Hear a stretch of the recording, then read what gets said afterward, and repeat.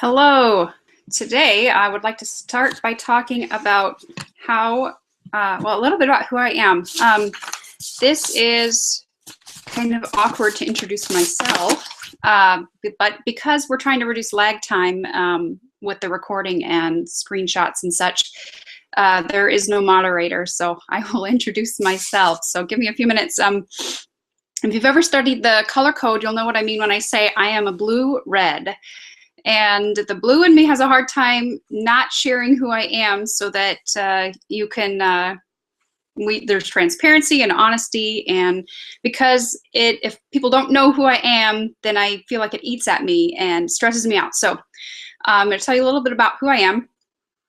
And that way we can all be on the same page. You can know I'm a real person just like you, and we are all learning from each other. Okay, so I was that student who taught themselves how to play the piano. And I had lessons at age 6 for a short time when we lived in Japan, but then my dad got transferred sooner than he thought, and we moved back to the States, and along with us came a brand new baby grand Kawai piano. And it was so beautiful, and the exchange rate was great, so we brought it back to the States, and I just saw it in our living room every day, and it called to me, and I thought, I just really want to play the piano. And that year, besides moving back to the States, my mom had another baby. My sister was born, and we had moved twice that year, actually, before we found the house we wanted to be in. We were also in the boondocks of Michigan, so we didn't have access to a piano teacher really easily. From my parents' perspective, I'm sure they were swamped with so many things going on. We were remodeling our house, and anyway, so on and so forth. There was not a lot of time for me to go to a piano teacher.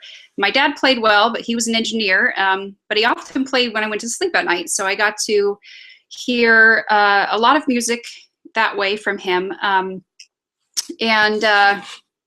So that's how I started seeing a piano, listening to piano, and we ended up with a video called The Video Pianist by the Nunas. Carol and I'm sorry, I'm blanking out on the other name, but it was a VHS tape, and I taught myself how to play the piano in the beginning, and that was the beginning. And then I fast forward a long time, lots of piano teachers in college. I got a college degree in business and marketing, and that was because I was scared that if I majored in music, I would hate music because people would be telling me what to do. But one thing led to another. I never thought I'd be a piano teacher, but I have absolutely loved it. And it took a long time for me to find this path for my life, but I'm glad to be here.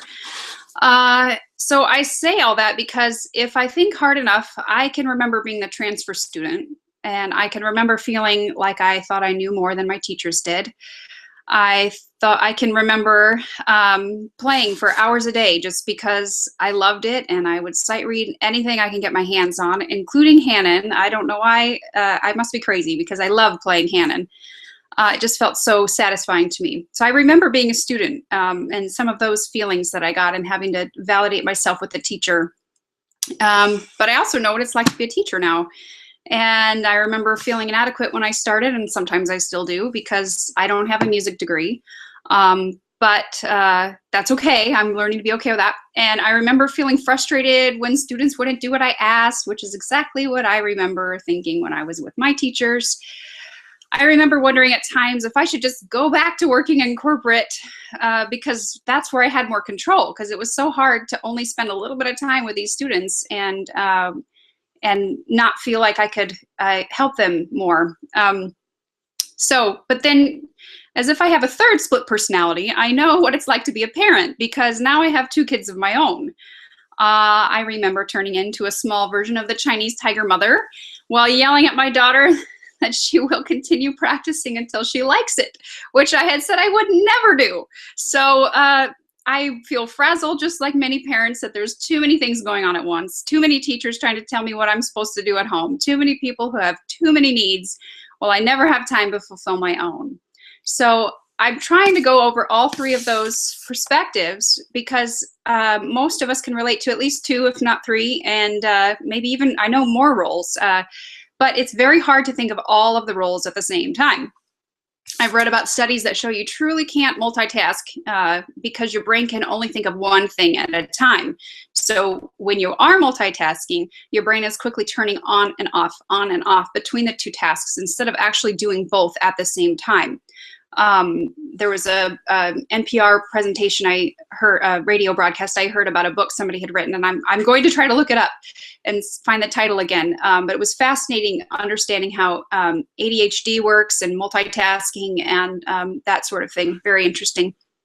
So just like that multitasking study was talking about, I have a hard time when I'm wearing my teacher hat thinking about the parents. And when I'm a parent, I have a hard time thinking about being a teacher.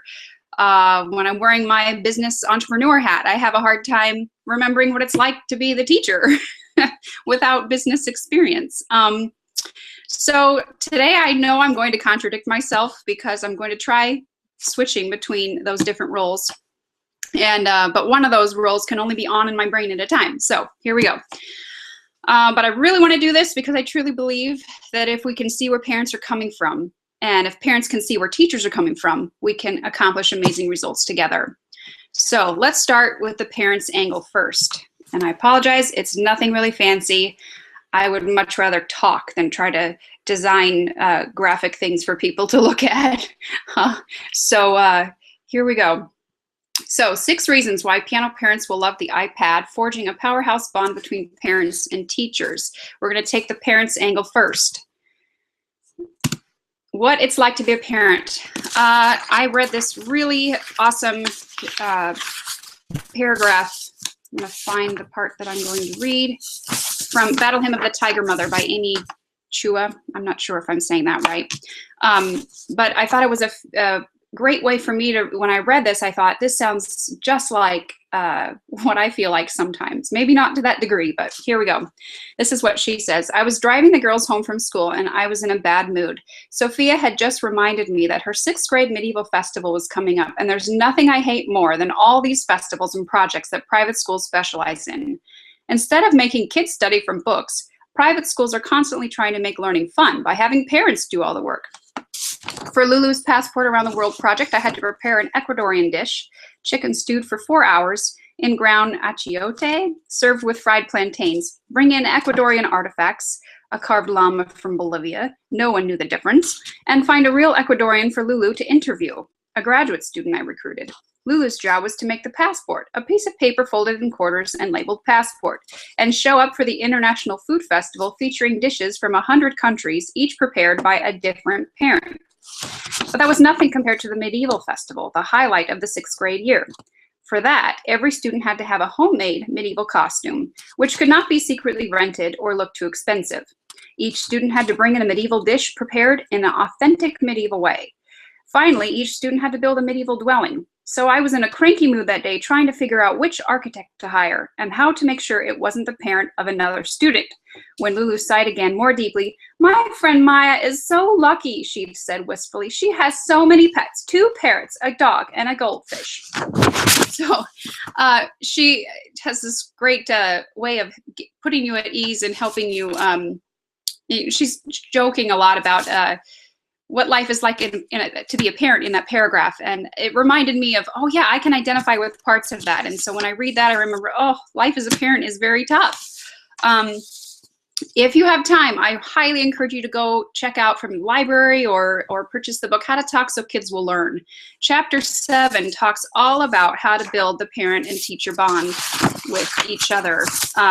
So that we can learn from each other about what's happening at home, what's happening at school, what's happening at piano, so that we can work together and bridge that gap. The chapter talks specifically about a dialogue that happened between teachers who had come from parent-teacher conferences and parents who were talking about what it was like to be on the other end, and how difficult that is to try to meet in the middle somewhere, because we're all trying to do the best we can. And it's hard, like I said, to wear multiple hats at the same time.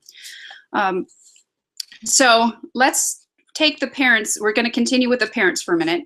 If you think about it, society treats parents like they are about, this is my best guess, 90 to 100% responsible for their kids' behavior. And yet they only get to spend about 33% of that awake time with their kids on weekdays if they stay at home, and closer to 15% if they work outside the home. Now, that does not include hours spent in bed at night because your child climbed into bed with you. That's only when they're awake, after school, and before school. So how would you like to feel 100% responsible for a project at work, but only be there 15% of the time? How is that possible? How are you able to do a good job with that project if you're not there most of the time? So that would take incredible follow-up and delegating and coordinating just to be successful. And that's just the kids. So let's go to the next slide. It's almost like each child is a separate project that parent is having to manage, and it multiplies with each kid, and sometimes exponentially, depending on if you have pets and that sort of thing that you have to oversee. Each volunteer role you sign up for is a separate project that you have to kind of oversee. And again, how much of your time is spent working with that volunteer role? Not as much as you would like, I'm sure. Each job you have where you're earning money is multiple amounts of projects. So as piano teachers, often we have a job at our church, we have a job accompanying for a band or a festival, we have a judging, sometimes we go to judge educations and judge. So there's lots of different jobs that we wear, that we hold, and different hats that we wear, and each of them takes a slice of that pie of time. And the more we diversify, the more we think we can get done, but sometimes we can feel inadequate because we don't have enough time to devote to those things. So just like parents need to learn how to manage their time, teachers can learn how to manage their time too. So what I'm trying to point out is that I'm trying to help teachers see things from a parent's perspective before we jump into the teacher role. So now let's switch to teachers, okay? So if you think about how much time teachers have with their students, let's say, on average, I'm gonna throw a number out there that about 80% of the responsibility for the way our students turn out is what other people besides piano teachers would assign as our responsibility with teachers. Yet we only get to see them 30 to 60 minutes a week. That's less than 1% of awake time. That's not counting sleep time. How is this even possible to be successful when we see them for such a short time? Well, besides just the students, the teachers also have to learn to be a CEO for their company if they work for themselves, an employee if they work at a school, if they work at a church. You have to learn how to work together as a committee head. You have to learn to be your accountant and a tax advisor, and we can't outsource and delegate some of those things, but it takes time to learn how to do all that together. We have to learn to be a facilities manager, like tuning our piano and keeping our projects and our supplies put together. There's so many things that teachers have to do, not just at the 1% of time we spend with the student to be successful. So there is only one way that we're going to be able to work together to both be successful, and that's piano teachers need an advocate at home to help students follow through, and parents need an advocate outside the home to support their role as parents. So even though the student is the one that the teacher gets to see, and the student is the one receiving the instruction, if we don't include parents in what we're doing, it's going to be a very difficult time to try to achieve success or to feel successful when we have such a limited time with each other. So 6 reasons piano parents will love the iPad, and these are reasons for teachers too. We're going to talk about maximizing that bond, because the more we feel connected with each other, the more good can be achieved. There's lots of ways to do this. I'm just going to pick 6, and I'm going to use, there's lots of ways to achieve building a better bond. So I'm just going to pick technology and using the iPad or other things like the iPad to help us build that bond. It's just one facet of that area of bonding. So the first reason is communication and feedback. If you've ever studied Maslow's hierarchy of needs, let me pull out that paper so I can. All right, at the bottom is physiological, like air, food, drink, shelter, sleep. And then after we have those things, we can start thinking about being safe, protecting ourselves from the environment, freedom from fear, security, order.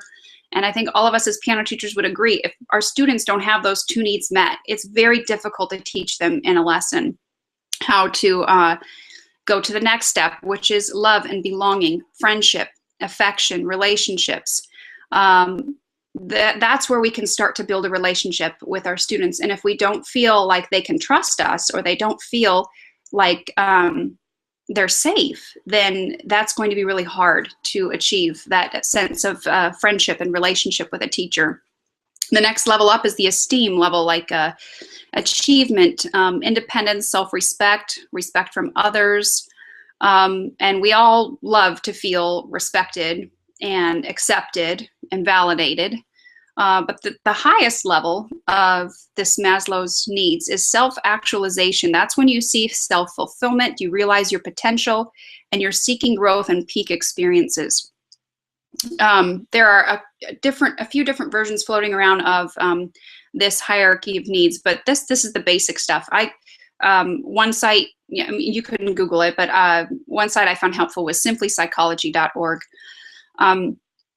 So then, if we want to get to self-actualize, well, what does that really mean? Well, I think every parent and every teacher would agree that we would like our students to be able to feel like they've reached their potential, or they're working towards their potential. We want them to feel that they are learning for themselves, because if they can learn to take some responsibility for themselves in their learning, then they're going to go a lot farther than if we just try to spoon feed them. One statistic I found was Maslow noted that only 1 in 100 people become fully self-actualized because our society rewards motivation primarily based on esteem, love, and other social needs. I saw another statistic, 2% of the population actually gets to self-actualization.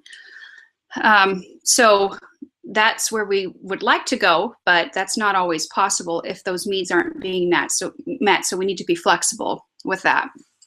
But if our ideal is to achieve fulfillment and change through personal growth, then we have to teach our students how to know for themselves how they're doing, so they can realize for themselves, get the feedback that they need to be able to make changes on their own without having to wait to talk to a teacher or wait to talk to a parent. So some things we can work on to help teach self-actualization is behaviors that lead to self-actualization is experiencing life like a child, trying new things, listening to feelings, being honest, okay to not agree with the majority, and to take responsibility. Lots of things. There's a lot of things that can be done in this one area, but that's where I'm coming from for the communication side. So since this is sponsored by JoyTunes, I will point out the value in using Piano Maestro as a self-actualization tool. Because the students get to see their immediate feedback with notes missed or rhythm followed. They get to get that feedback that they need. And some people might feel that this is instant gratification. But we're not talking about the instant gratification that they get, like, here's a candy bar because you did really well. We're talking about results that they can do something with because they can get information that's helpful and that's honest. How many times as piano teachers do we say, oh, that was a great job, and because we don't know what else to say. And this way, the feedback they're getting from Piano Maestro doesn't lie. It's honest, and we can't cover it up if we feel like their feelings are going to be hurt. So we can talk about what to do about if they feel inadequate, because I talk a lot of times with Piano Maestro that students don't like to be told that they're doing wrong. However, I don't play the piano to be perfect. Rarely do we ever play the piano and not make one tiny mistake at least. So we play it because we want to enjoy and learn together and just feel fulfilled as a person.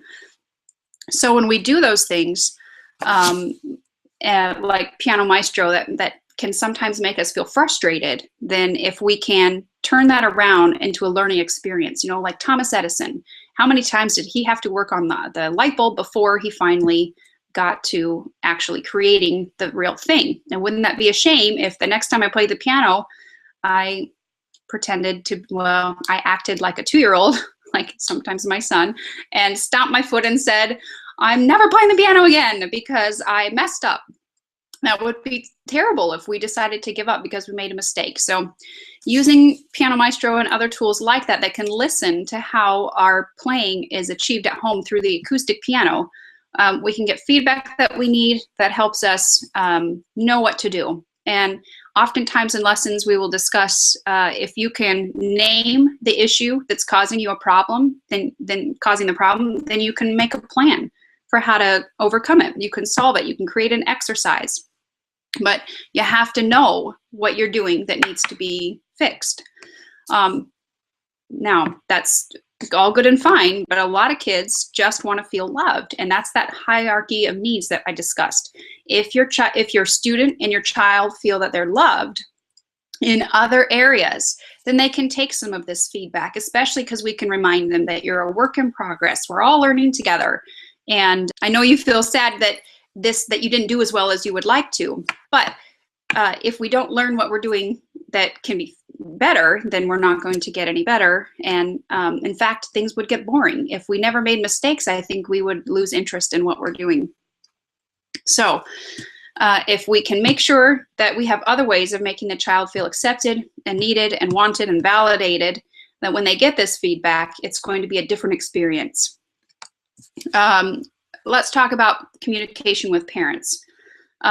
Because things are now moving towards typing up notes, sharing things through Facebook or websites, parents can get a whole lot more feedback than they ever had before.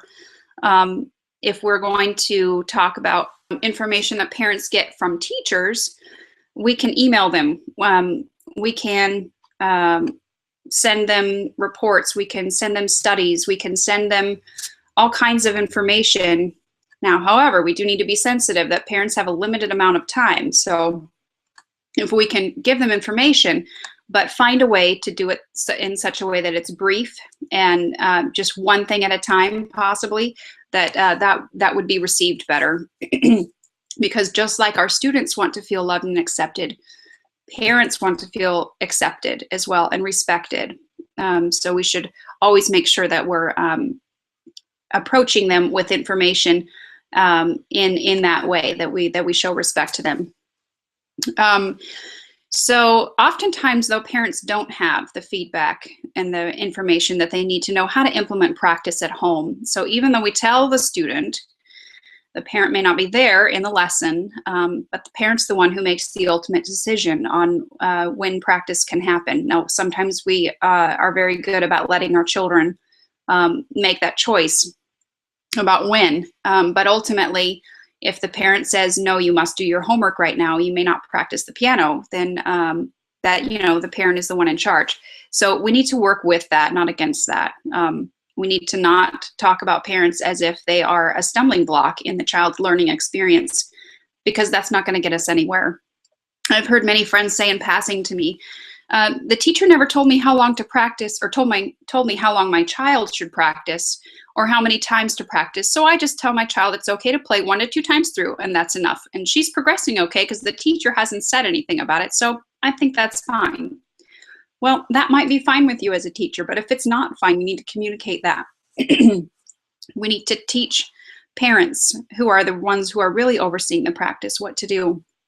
They need to understand what efficient practice means, and it needs to be boiled down to just a couple of things to work on at a time. I really do like Tracy Capsel's I think it's called 101 piano practice tips, because I feel like I can just hand 1 page at a time printed out to a parent, or I can just give them 1 idea at a time, and it can be bite-sized. And even if they read the whole book, you can just take a chapter at a time. It's written from it seems to me, from a parent perspective as well. So there are tons of really good books out there about practice and how to help parents understand how to help their child practice at home. So I would love to see more resources listed together, and I'm going to talk about that at the end. So remember, the parents just want their kids to feel respected, accepted, and loved, and that they also want to feel that way as well. So one way that different technology apps help with that is by, if you record yourself playing and then you send it to a parent or a family member or a friend, you can share what you're doing on the piano and communicate with each other about how excited you are. I was talking to a friend, and she said that her husband and their daughter had made a deal that every time either one of them finished a song, because he was learning guitar and she was learning piano, that they would clap for each other no matter where they were in the house. And I loved that, because that's all we really want. We just want feedback from people that we're doing okay and that we're loved and that we liked what we heard. And if we didn't like it, that's okay. We still celebrate that we did it. So let's talk about the teacher communication and feedback. There are ways that teachers can be more connected to students through apps like Piano Maestro. There's a few other apps coming out too that are in development that are helping students track their practice at home. Specifically with Piano Maestro, I can receive a report every week that shows me, and actually I can look it up at any time. I can look at that report and see how what songs students practiced and how long they practiced. Now, I understand this is only happening with the music that is in Piano Maestro, and I don't want them to use it the entire time they practice. But any feedback or information that I get is helpful to helping me plan my lessons. Just today, I received a recording from a student who I said, before you come back to me on Wednesday, I need a recording of you playing this. So when she shows up for her lesson, I can already know, because I can spend a couple minutes listening to the song in particular that I was interested in, already know where her trouble spots are, and I don't have to waste lesson time listening as much. I still want to listen and I want to validate that student, but it helps me lesson plan better. So information is power. When we have knowledge, we can know what to do. So communication and feedback is important. I'm going to say one more thing before we move on about feedback. And if we think about what I had mentioned before with recording, if we can share recordings of each other, we can share music, we can share experiences with each other and feel connected in a different way than the parent saying, go play this song. Because the matter of fact is that children are going to have to practice when their parents aren't home sometimes, and the parent can't always be there to cheer. So one thing I really love about the Piano Maestro share the moment idea is that this can be achieved even if they can't be there at the same time that they practice. We can send that little email that shows them that that they've achieved 90% or better on this song, and they're so excited, and they can take a picture and listen to the song. And it's a way for even parents who travel to be connected to their piano and their child's piano experience. So things like recording, things like email, obviously, things like Piano Maestro and others that help us track practice and help us share information about different things. That's one way that things like the iPad or tablets or something that's portable, that's easy to carry around with you, we can achieve more communication and feedback that way. Okay, next, control. We all like to be in control. At least maybe as we get older, we learn what we can't be in control of and what to let go of. A lot of times parents feel inadequate when we bring up things like the iPad, because they're not sure what to do about it. It's not something they grew up with, and they feel like their kids know it better than they do. So to ask them to say, will you please hand your child the iPad and let them practice, there's a little bit of hesitancy there, because they may be concerned that either A, the child's going to break the iPad, or that there's going to be some technology issue, like the battery is dead, or different things that the parent is supposed to be in control of.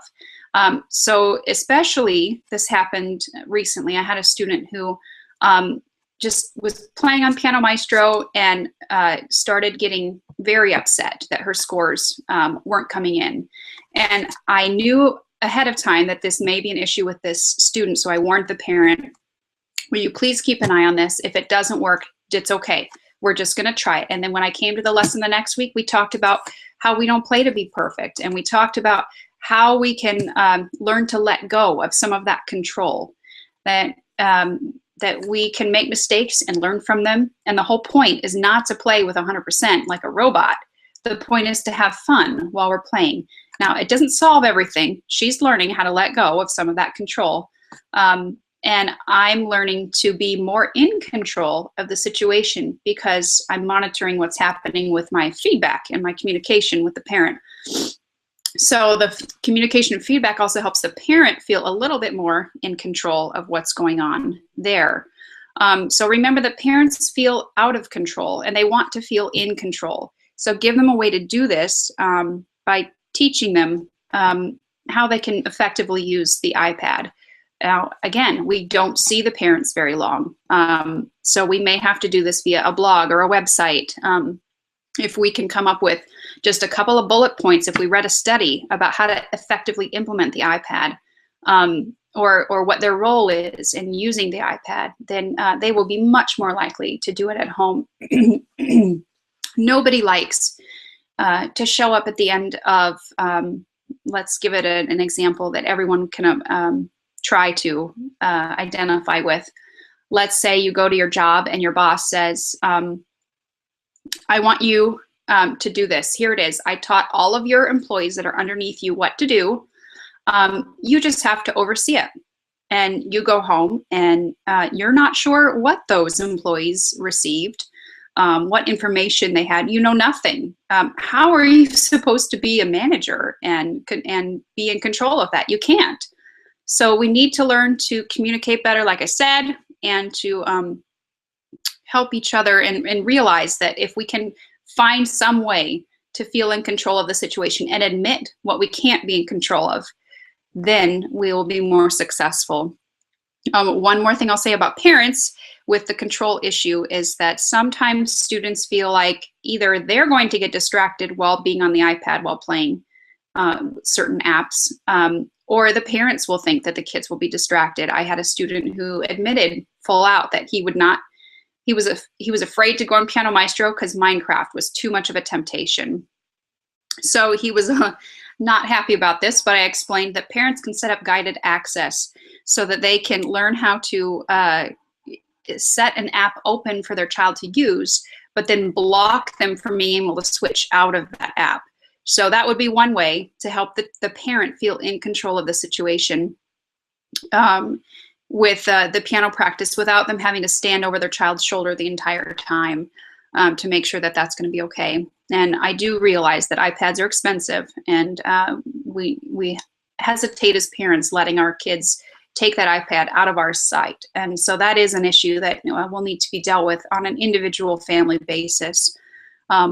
But again, if we can find ways to help parents feel in control of the situation and how to teach the students what they can't be in control of, then the iPad can be an awesome tool to help us achieve a greater bond with all three, the parent, the teacher, and the student. Okay, next, the future. It's coming whether you like it or not. This is daunting to me as a parent as I see children coming home from school with more tests, more assessments. I am being told that screen time is bad. I need to limit screen time for my kids. And yet at the same time, I'm being told that every classroom is trying to get an iPad. Every student's trying to get an iPad in the classroom. So now you just took my motivation for my child to do their chores at home and their homework away from their 1 hour of screen time and put it in the school. And that is frustrating. But there's a couple of ways that we need to see this from a different angle.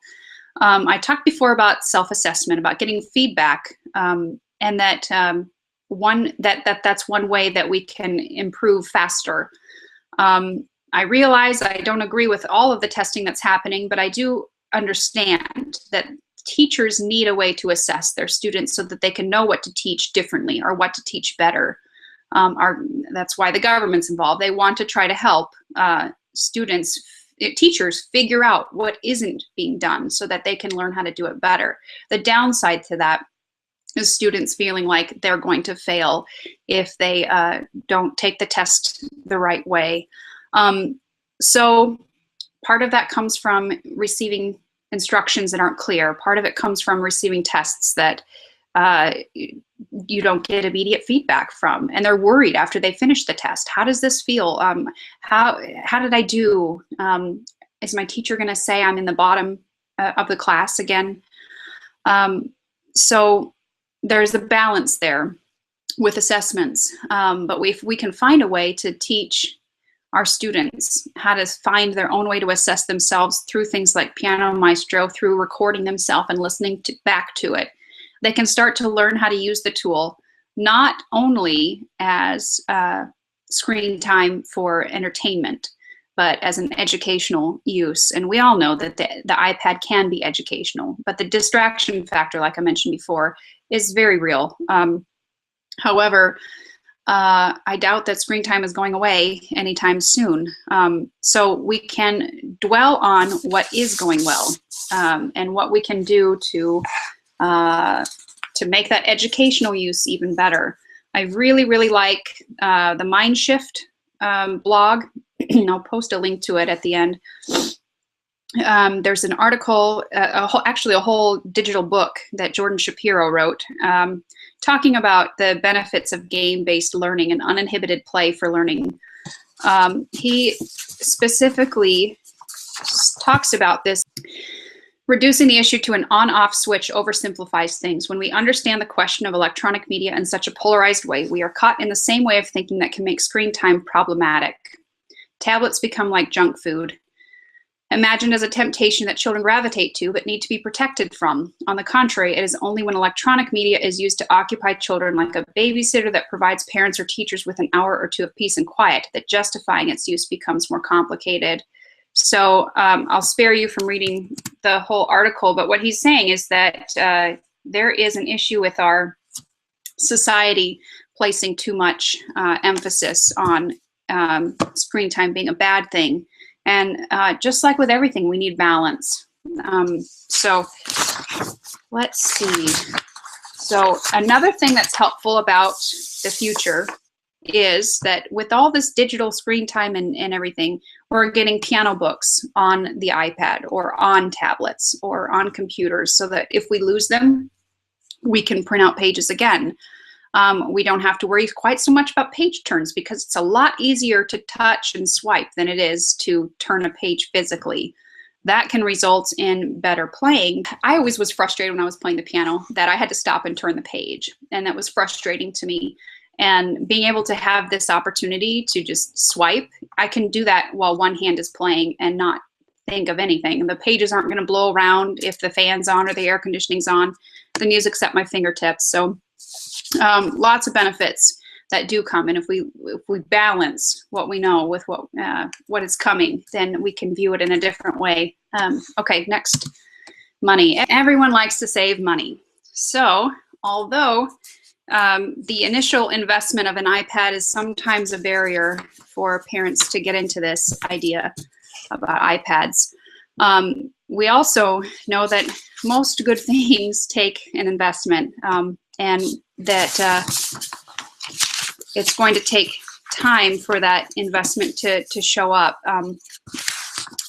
But let's talk about what you can save by using the iPad or other things like it. We talked about not losing books. There is so much supplemental music available online that you can purchase rather inexpensively, excuse me, and not have to buy the entire book. How many times have we bought a book and only used half the book or less?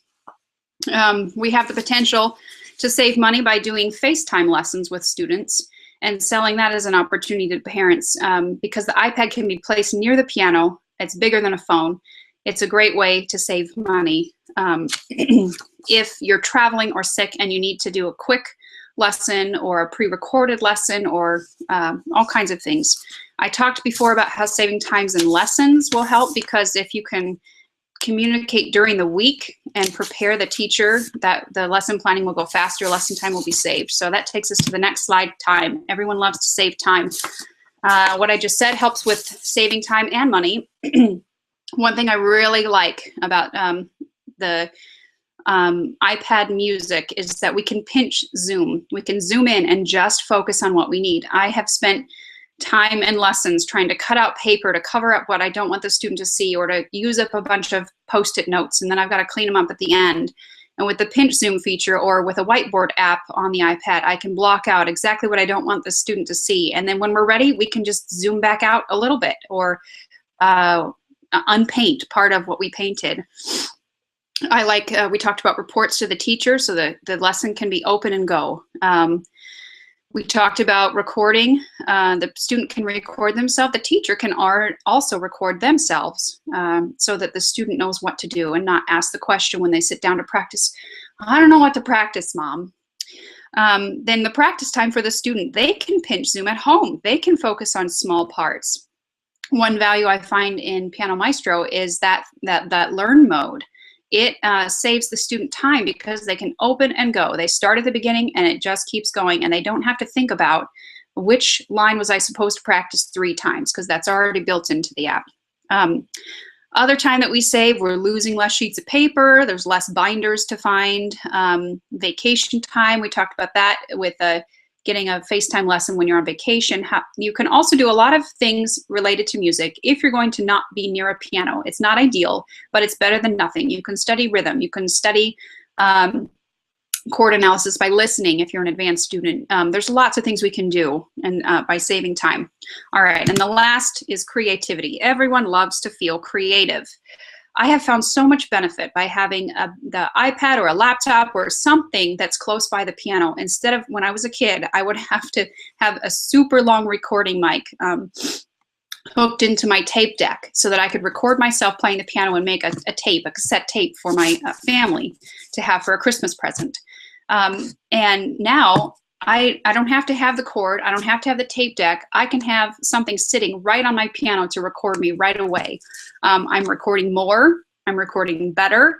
I can also compose right at the piano with notation software right there on the iPad.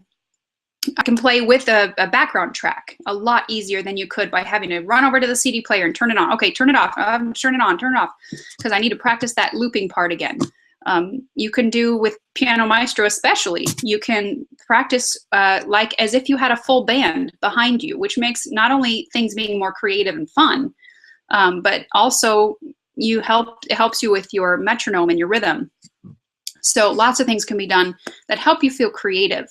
One thing I do point out, as I mentioned before with many of my students, is that these apps can help you learn to be creative because they can free you from thinking that you need to have 100%.